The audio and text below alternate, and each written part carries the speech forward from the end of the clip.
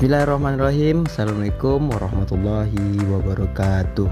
Perkenalkan, nama saya Muhammad Fadilah. Pada kesempatan kali ini saya akan menyampaikan materi tentang Mahkamah Konstitusi dalam struktur kekuasaan kehakiman Indonesia yang dibimbing oleh dosen kita, yakni Ibu Sa'datul Maghfirah. Baiklah, kita masuk kepada sejarah berdirinya Mahkamah Konstitusi. Berdirinya lembaga Mahkamah Konstitusi yang biasa disingkat MK diawali dengan diadopsinya ide Mahkamah Konstitusi dalam amandemen konstitusi yang dilakukan oleh Majelis Permusyawaratan Rakyat pada tahun 2001 sebagaimana dirumuskan dalam ketentuan pasal 24 ayat 2, pasal 24C dan pasal 7B Undang-Undang Dasar 1945, hasil perubahan ketiga yang disahkan pada 9 November 2001.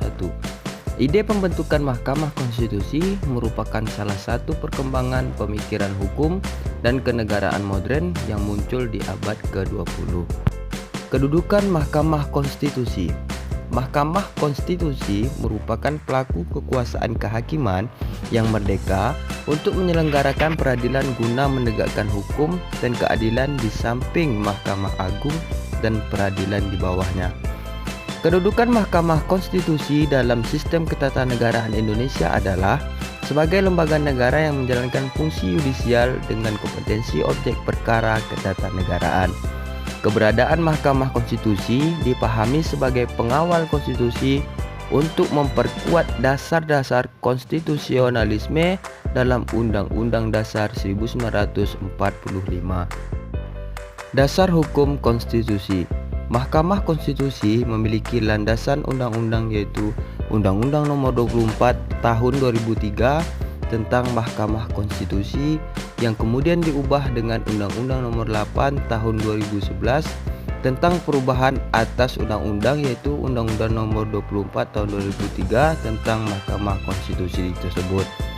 Pasal 50 Undang-Undang Nomor 24 Tahun 2003 tentang Mahkamah Konstitusi dicabut dengan putusan Mahkamah Konstitusi nomor 066-PUU-2-2004. Susunan Mahkamah Konstitusi. Mahkamah Konstitusi mempunyai 9 orang anggota hakim konstitusi yang ditetapkan dengan keputusan Presiden.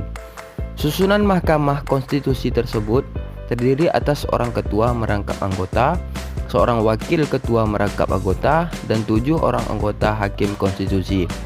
Ketua dan wakil ketua dipilih dari dan oleh hakim konstitusi untuk masa jabatan selama 3 tahun. Sebelum ketua dan wakil ketua Mahkamah Konstitusi terpilih sebagai dimaksud pada ayat 3, rapat pemilihan ketua dan wakil ketua Mahkamah Konstitusi dipimpin oleh hakim konstitusi yang tertua usianya. Ketentuan mengenai tata cara pemilihan ketua dan wakil ketua sebagaimana dimaksud pada ayat 3 diatur lebih lanjut oleh Mahkamah Konstitusi tersebut. Kompetensi Mahkamah Konstitusi. Kewenangan Mahkamah Konstitusi adalah menguji undang-undang terhadap Undang-Undang 1945, memutuskan sengketa kewenangan lembaga negara yang kewenangannya diberikan oleh Undang-Undang Dasar 1945, memutuskan pembubaran partai politik, dan memutuskan perselisihan tentang hasil pemilihan umum. Kewajiban Mahkamah Konstitusi adalah memberikan keputusan atas pendapat DPR bahwa Presiden atau Wakil Presiden telah melakukan pelanggaran hukum atau perbuatan tercela atau tidak memenuhi syarat sebagai Presiden atau Wakil Presiden sebagaimana dimaksud dalam Undang-Undang Dasar 1945. Sekian materi yang dapat saya sampaikan. Apabila ada salah dan hilaf, saya mohonkan kritik dan sarannya. Semoga bermanfaat. Assalamualaikum warahmatullahi wabarakatuh.